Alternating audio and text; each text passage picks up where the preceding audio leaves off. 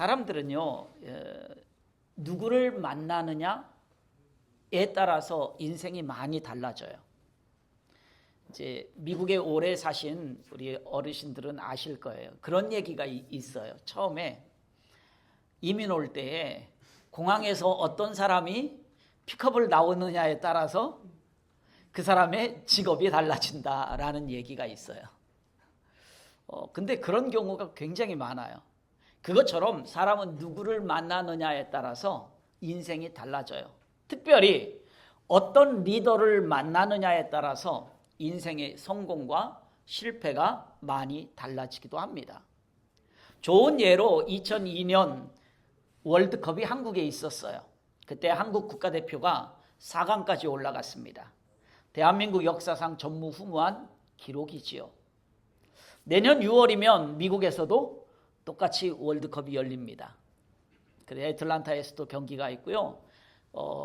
샌프란시스코에서도 있고 제가 기억으로는 그렇습니다. 여러 군데서 월드컵을 경기를 하는데 제 생각에는 아마 한국 국가대표가 월드컵에서 4강을 다시 한다라는 것은 아마 상당히 어려울 것이다 라고 생각을 합니다. 제가 틀렸으면 좋겠어요. 제 생각이 틀렸으면 좋겠는데 아마 그럴 것 같아요. 2002년 월드컵 때 한국 국가대표의 감독을 맡아서 이끌었던 분이 여러분들 잘 아는 히딩크라는 분이죠. 처음에 평가전을 할 때 어땠습니까? 대표팀은요 경기에서 계속 졌어요. 그러자 사람들이 뭐라 그럽니까? 당장 감독 바꿔야 돼. 아니 맨날 경기에서 지는 감독이 왜 필요해 지금 우리에게. 이런 말들을 막 쏟아냈습니다. 그러다가 월드컵이 다가왔고 월드컵에서 엄청난 일이 일어났습니다.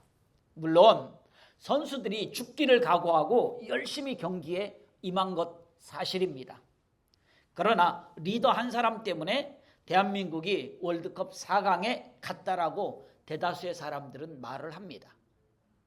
이처럼 어떤 지도자를 만나느냐라는 건 상당히 중요하다라는 거예요. 여러분들이 신앙생활을 할 때에도 마찬가지입니다. 어떤 목회자를 만나느냐? 이건 매우 중요한 문제입니다. 얼마 전에 어떤 분이 저에게 자녀가 다닐 교회에 대해서 알아봐 달라라는 요청을 해왔어요. 그러면서 두어 교회를 저에게 알려왔고요. 그 교회가 어떤 교회인지 알고 싶었던 것이었어요.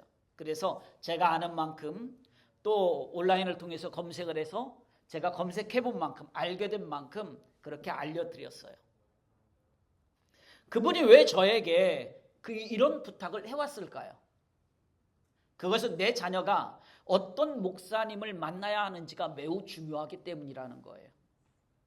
내 자녀가 어떤 교회를 만나야 되는지가 너무나 중요했다라는 거예요. 그러니까 그런 부탁을 해오지요.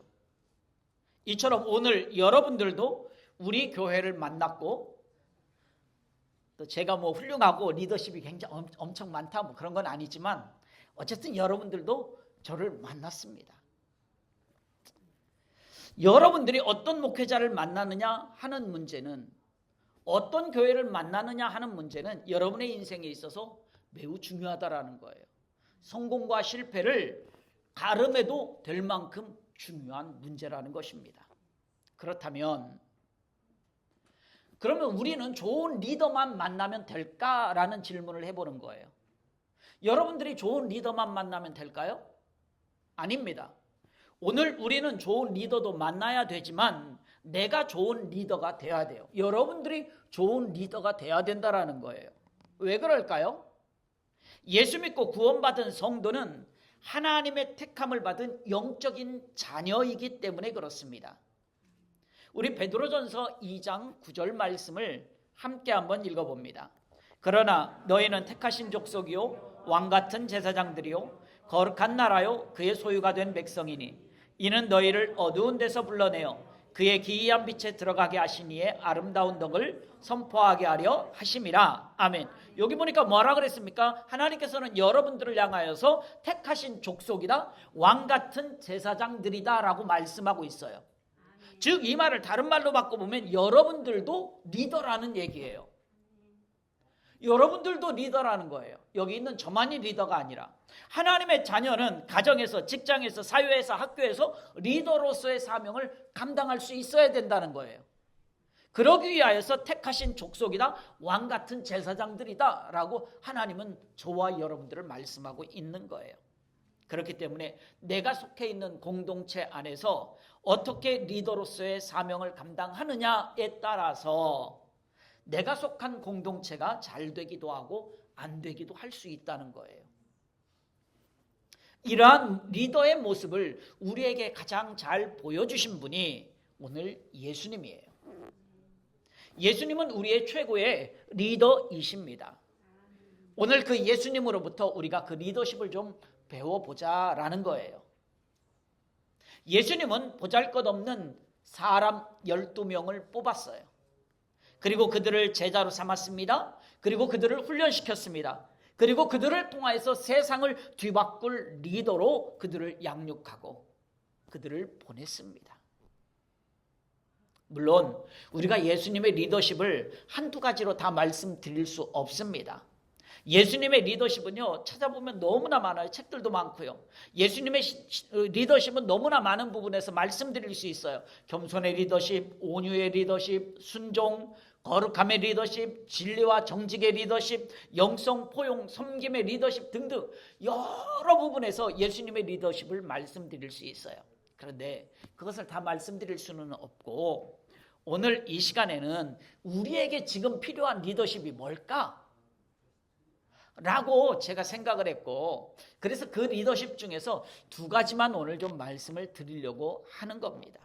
그래서 예수님의 열두 제자들이 세상을 변화시켰듯이 오늘 저와 여러분들이 예수님의 리더십을 닮아서 우리 교회를 변화시키고 세상을 변화시키는 주님의 제자가 될 수 있기를 소원합니다. 예수님의 리더십은요, 현재가 아니라 미래를 보는 리더십이었어요. 우리 마가복음 1장 17절 18절 말씀을 함께 읽어봅니다. 예수께서 이르시되 나를 따라오라. 내가 너희로 사람을 낚는 어부가 되게 하리라 하시니 곧 그물을 버려두고 따르니라. 아멘. 사람들은요, 보통 리더를, 어떤 사람들을 뽑을 때에, 리더를 뽑거나 직장에서 뭐 사람을 채용할 때, 직원을 채용할 때 주로 무엇을 봅니까? 그 사람의 과거를 봅니다. 그리고 레주메를 보잖아요. 이력서를 보잖아요. 이력서를 본다는 건 과거를 보는 거예요. 물론 과거를 보는 거 필요하지 않아요? 필요합니다. 그 사람이 어떤 이력이 있는지 알아야죠. 또한 그것만 보는 것이 아니라 현재도 봅니다. 현재 뭘 하고 있는지. 현재를 보는 것도 필요해요. 그런데 리더를 세울 때 과거와 현재가 아무리 좋아도 미래가 없는 사람, 희망이 없는 사람이라고 한다면 그 사람은 리더가 될 자격이 없다는 거예요. 리더가 되려면 그 사람의 실력 중요합니다. 학력 중요합니다. 경력 중요합니다. 백그라운드 중요합니다. 그러나 그것만 가지고는 안 된다는 거예요. 예수님은 과거와 현재만 보신 분이 아니에요. 예수님은 우리와 정반대로 그 사람의 미래를 보셨어요. 지금은 조금 부족하더라도, 지금은 조금 못난 것 같아 보여도, 지금은 사람들이 잘 인정해 주지 않아도 예수님은 그 사람에게 미래가 있는지 희망이 있는지 그걸 보셨다라는 거예요. 그래서 예수님은 고기 잡는 베드로, 지금 현재 고기 잡고 있잖아요. 과거에도 뭐 했어요? 고기 잡았어요. 그런 베드로를 불러서 사람 낚는 어부가 되게 하셨습니다. 예수님은 시몬에게서, 이 시몬 베드로에게서 무엇을 보셨을까요? 예수님은 시몬에게서 한결같은 믿음을 보았던 거예요. 그래서 시몬의 이름을 무엇으로 바꾸어 주셨어요? 베드로로 바꾸어 주셨습니다. 시몬이라는 이름의 뜻은 뭔 줄 아세요? 갈대란 말이에요. 맞아요. 갈대예요. 예수님을 믿지 않으면 갈대처럼 살아가는 인생이라는 거예요. 시몬처럼 살아가는 인생이라는 거예요. 그러나 예수님을 나의 구주로 믿고 따르면 어떻게 살아간다? 베드로, 반석처럼 살아간다는 거예요. 예수님은 시몬을 보았을 때에 갈대처럼 흔들리는 베드로를 본 것이 아니라 시몬을 보았을 때 그의 미래 반석처럼 세워진 베드로로 보았다라는 것입니다. 이게 예수님은 그래서 현재가 아니라 미래를 본 리더십을 가졌다라는 거예요. 그래서 시몬을 택하여서 예수님의 제자로 삼으신 거예요. 요한복음 4장을 보게 되면 사마리아에 있는 수가라는 동네가 있어요. 이 동네에 우물이 있는데 이 우물에서 만났던 이 여인을 좀 보시기 바랍니다. 이 우물에서 만난 여인은요, 남편이 5번 바뀌었습니다. 지금 살고 있는 남편이 6번째 남편이에요. 그런데 이 여인은 뭐라고 얘기합니까? 나는 남편이 없어요 라고 얘기해요. 이 여인의 과거를 상상해 보세요. 얼마나 처절했겠어요. 그의 삶이. 남편이 5번 바뀌는 삶이 얼마나 처절했겠냐고요. 지금 현재 6번째 남편인데 남편이 없다라고 얘기해요. 그의 현재의 삶도 얼마나 처절합니까? 그러나 그녀가 예수님을 만나서 예수님을 믿으면 그녀는 복음 전도자가 될 것을 예수님은 아셨어요. 그래서 예수님은 일부러 그 여인을 찾아간 거예요. 길을 돌아서 사마리아 수가라는 지역으로 가신 거예요. 그래서 이 여인을 만나셨습니다. 예수님은 이 여인의 과거와 현재를 보는 것이 아니었어요. 이 여인의 미래를 본 거예요. 예수님을 만난 이 여인은 어떻게 했습니까? 물을 길러 왔잖아요. 물을 길러 왔다가 예수님을 만나고 나서 물동이를 우물가에 그냥 내버려 두고 동네로 달려 들어갔습니다. 그리고 이렇게 얘기하죠. 요한복음 4장에 보니까 내게 말한 이 사람을 와서 보라. 이는 그리스도가 아니냐. 예수님을 전하는 사람이 되었다라는 거예요.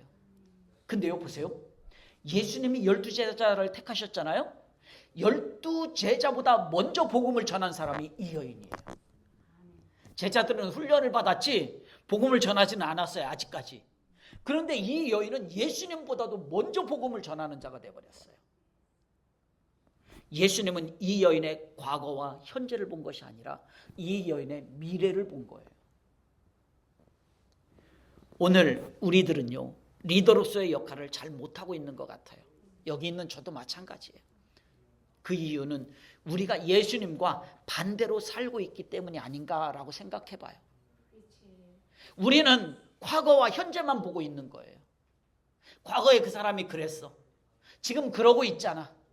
이것만 보고 있는 거예요. 그러면서 어떻게 합니까? 정죄합니다. 다른 사람들을 비판하는데 내 모든 시간을 허비하고 있어요. 참 안타까운 일이죠. 오늘 우리는요, 예수님의 좋은 리더가 되어야 합니다. 과거와 현재만 바라보고 상대를 비판하는 자가 아니라 그 사람 안에 감추어진 보석을 발견할 수 있는 사람이 돼야 돼요. 이게 미래를 보는 거거든요. 이런 사람이 좋은 리더가 될 수가 있어요. 아무리 못난 사람도, 아무리 죄를 지은 사람도, 아무리 어리석은 사람도 그 사람에게는요, 하나님께서 숨겨놓은 달란트가 하나는 있다니까요. 아무리 미련한 사람에게도 그 속에 숨겨놓은 게 한 가지는 있어요. 그 보석을 우리는 발견할 수 있어야 된다 이거예요. 그 사람의 그 장점을 발견할 수 있어야 된다는 거예요. 그 사람에게도 반드시 달란트가 있기 때문에 바로 그것을 찾아내는 것이 좋은 리더입니다. 우리 요한복음 14장 2절 말씀을 함께 읽어봅니다. 12절입니다. 내가 진실로 진실로 너희에게 이르노니 나를 믿는 자는 내가 하는 일을 그도 할 것이요 또한 그보다 큰 일도 하리니 이는 내가 아버지께로 감이니라. 아멘. 예수님께서 제자들에게 뭐라고 말씀하고 있어? 너 할 수 있어. 할 수 있어. 너 그것뿐만이 아니라 그것보다 더 큰 것도 할 수 있어. 이렇게 희망을 주고 있어요. 꿈을 주고 있어요. 격려해 주고 있어요. 예수님은 제자들의 미래를 보시고 말씀하신 거예요. 너 할 수 있어. 더 큰 것도 할 수 있어. 내가 아버지께로 가기 때문에 너희들도 나처럼 할 수 있다는 거예요. 왜? 성령님이 너희들과 함께 하기 때문에. 이보다 더 큰 것도 할 수 있다는 거예요. 어때요? 이 얘기 들으면 힘이 나죠. 그런데 예수님이 방금 읽은 저 말씀을 하실 때 제자들의 상황은 어떤 상황이었을까요? 좋을 때? 잘 나갈 때? 우리가 흔히 하는 말로 잘 나갈 때? 여러분 어때요? 잘 나갈 때에는 당신 너 할 수 있어. 내가 잘 나갈 때 그럼 나 할 수 있지. 내가 지금 이렇게 잘 나가고 있는데. 그거보다 더 큰 것도 할 수 있어. 그럼 나 할 수 있지. 잘 나갈 때는 누구나 쉽게 받아들이기 쉬워요. 그런데 제자들이 이때의 상황은 어떤 상황이냐면 앞에 있는 말씀들을 보면 제자들이 근심하고 두려워 떨고 있을 때 예수님이 이 말씀을 하셨어요. 쉽게 얘기하면 안 될 때, 망하고 있을 때, 절망에 주저앉아 있을 때 그때 너 할 수 있어. 너 그거보다 더 큰 것도 할 수 있어. 이렇게 말씀하셨다는 거예요. 무엇인가 잘 되고 상황이 좋을 때 하신 말씀이 아니에요. 현재 상황은 어렵지만 지금 마음에 근심이 있지만 내가 아버지께로 가고 성령님이 너희와 함께 하시기 때문에 너는 큰 일도 할 수 있어 라고 희망을 주시고 격려하고 있는 거예요. 제자들은 분명히 큰 일을 할 수 있었고 해냈습니다. 그리고 그 너희들이 큰 일을 할 수 있도록 내가 도와주겠다 라고 말씀하고 있어요. 그래서 방금 읽은 우리 요한복음 14장 12절 이후에 나오는 말씀을 보게 되면 내 이름으로 무엇이든지 내게 구하면 내가 행하리라. 누가 행한다? 주님이 행한다라고 말씀하신 거예요. 이처럼 예수님은요, 과거와 현재만 바라보지 않았어요. 과거와 현재에 얽매이지 않았습니다. 오히려 미래를 바라보면서 용기와 도전과 희망을 주셨어요. 이처럼 예수님의 리더십은 과거와 현재만 바라보는 것이 아니라 미래를 바라보는 리더십이었습니다. 이처럼 오늘 우리도요, 이러한 예수님의 리더십을 좀 닮을 수 있어야 돼요. 세상의 눈으로만 봐서 과거와 현재만 바라보는 그러한 우리가 아니라, 그래서 우리가 비판하고 정죄하고 별것 아닌 사람처럼 바라보는 눈이 아니라 이제 우리는 과거와 현재보다 그 사람의 미래를 바라볼 수 있는 눈이 열릴 수 있기를 소원합니다. 그래서 그 사람에게 꿈을 심어주고 희망을 심어주는 좋은 리더가 될 수가 있기를 소원합니다. 우리가 이런 좋은 리더십을 가지고 살아갈 때에 주님께서 도와주시고 이보다 더 큰 것도 행할 수 있습니다. 주님이 말씀하신 대로. 다음으로 하나만 더 말씀을 드리면 예수님의 리더십은요, 혼자보다 팀을 더 중요하게 여겼던 리더십이었습니다. 우리 누가복음 6장 12절 13절 말씀을 함께 읽어봅니다. 이때에 예수께서 기도하러 산에 가사 밤이 새도록 하나님께 기도하시고 밝음에 그 제자들을 부르사 그 중에서 12를 택하여 사도라 칭하셨으니 아멘. 지난주에도 제가 말씀을 드렸죠. 교회는 고독한 교회가 아니다. 나 혼자만 신앙생활하고 나 혼자만 경건의 생활하는 곳이 아니라고 지난주에 말씀을 드렸어요. 예수 그리스도를 머리로 하는 교회는요, 교회에 속한 각 지체들이 함께 신앙생활하는 곳이에요. 함께 경건의 생활을 하는 곳입니다.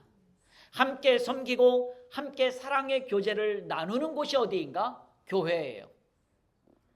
천상천하 유아독존 나 혼자만이 아니라고요. 방금 읽은 말씀을 보면 예수님께서도 혼자 사역하신 것이 아니에요. 예수님은 12명의 제자들을 세우시고 가르쳤죠. 그리고 그들을 사도라고 불러주셨어요. 사도라고 불러줬다라는 얘기는 너 나하고 같이 사역하자라는 거예요. 직분을 줬잖아요. 직분을 주고 일하자 이거예요. 나랑 같이 내일 하자 그거예요. 그러면서 그들과 함께 무엇을 하셨는가? 복음을 전하셨습니다. 이처럼 예수님은 혼자보다 팀을 중요하게 여기셨어요. 예수님 혼자 할 수 없었을까요? 예수님 뭐가 부족해서, 뭐가 아쉬워서 12명 데리고 하시겠어요? 귀찮아요. 불편해요. 혼자 하는 게 낫지. 어떤 때는요, 일을 하다 보면 딴 사람들 막 붙어서 일하면 어때요, 여러분? 일 잘하는 사람들은. 일 잘 못하는 사람 여러 명 붙어서 하면 오히려 더 힘들어. 나도 나 혼자 할게. 내가 빨리 하고 말게. 이런단 말이에요. 그렇잖아요. 예수님도 혼자 다 하실 수 있어요. 그런데 왜 굳이 12명을 사도로 세우고 그들과 함께 하셨겠느냐라는 거예요. 그들과 함께 하신 예수님은 혼자보다 팀을 중요하게 여겼다라는 말씀이에요. 예수님은 혼자만의 승리가 아니라 함께 승리하기를 원하셨다는 거예요. 예수님은 혼자보다는 공동체가 잘 되기를 원하셨다는 거예요. 그래서 나만이 아니라 교회 공동체가 잘 되기를 원하시고 민족이 잘 되기를 원하고 나라가 잘 되기를 원하시는 거예요. 우리 장로님 아까 기도하실 때 나라를 위해서 기도했어요. 나라와 나라들이 서로 대적하고. 아니에요. 지금 시대에는, 옛날에는 그렇게 했을지 몰라도 지금 시대에는 나라와 나라가 대적해서 살 수 있는 시대가 아니에요. 서로 나라와 나라가 협력하고 나라와 나라가 서로 공유하면서 살아가야 되는 거지. 그래서 함께 잘 살아야죠. 나만이 아니라는 거예요. 그런데 사람들은 어떻게 생각을 해요? 어리석게도 나만 잘 되면 된다고 생각하고 행동합니다. 나만 이렇게 살아간다는 거예요. 또는 우리 가정만 딴 집은 필요 없어. 우리 집만 잘 되면 돼. 이렇게 살아갑니다. 물론 우리는 나를 챙겨야 됩니다. 물론 우리의 가정도 챙겨야 됩니다. 하지만 나만, 우리 가정만이 되어서는 안 된다는 거예요. 하나님은 이러한 우리의 생각을 예수님의 십자가를 통해서 완전히 뒤바꾸어 주셨어요. 그래서 나만이 아니라 너와 함께, 그리고 나의 가정만이 아니라 교회를 위해서 살게 하셨다는 거예요. 혼자가 아니라 함께라는 얘기예요. 그럴 때 하나님의 평화가 이 땅에 머물게 됩니다. 거기에 화해가 있고 거기에 용서가 있습니다. 거기에 축복이 있고 거기에 서로 섬김이 있는 거예요. 거기에 참된 행복이 있습니다. 우리 시편 133편 1절 말씀을 함께 읽어봅니다. 보라, 형제가 연합하여 동거함이 어찌 그리 선하고 아름다운고. 아멘. 여기 보니까 뭐라 그랬어요? 하나님은 우리가 함께 할 때 뭐라고 말씀하고 있는가? 선하다, 아름답다라고 말씀하고 있어요. 최고의 축복의 말, 최고의 좋은 말을 다 써놨어요. 함께 할 때에 선하대요. 함께 할 때에 아름답대요. 지난주에도 말씀드렸듯이 에베소서 4장 3절에 성령이 하나 되게 하신 것을 힘써 지키라라고 말씀했잖아요. 그렇기 때문에 서로 다른 성격과 배경을 가지고 있다 할지라도 여러분과 제가 똑같을 수가 없어요. 여러분과 여러분들끼리도 똑같지 않아요. 다 성격 달라요. 배경 달라요. 그렇게 한다고 할지라도 서로 협력하고 도우면서 함께 하시기를 원하는 거예요. 바로 예수님은 이렇게 함께하는 리더십을 우리에게 보여주신 거예요. 12명의 제자들을 사도로 세우면서 예수님께서 십자가의 고통을 당하는 전후의 상황을, 십자가 사건을 놓고 앞뒤 상황을 잠깐만 생각해 보시기 바랍니다. 제자들로부터 예수님은 배신을 당했어요. 좀 우리가 직설적인 단어를 써보자고요. 예수님으로부터 제자들로부터 배신을 당한 겁니다. 예수님은. 제자들이 도망간 게 아니에요. 제자들 입장에서 우리는 무서워서 도망갔어. 하지만 예수님 입장에서 이놈들 날 배신했어? 이거 배신이에요. 자기 자신의 오른팔이라고 했던, 스스로 내가 예수님의 첫 번째 제자, 수제자라고 얘기했던 베드로를 한번 보시기 바랍니다. 베드로는요, 예수님이 잡혀가기 전에는 어땠습니까? 예수님, 내가 죽는 한이 있어도 예수님은 내가 지키겠습니다. 어떤 놈이 감히 예수님을 건드려? 칼까지 뽑아들었던 사람이 베드로예요. 그런 그가 예수님을 모른다고 합니다. 야, 만약에 제가 예수님이었다면 진짜 배신감 쩔었을 것 같아요.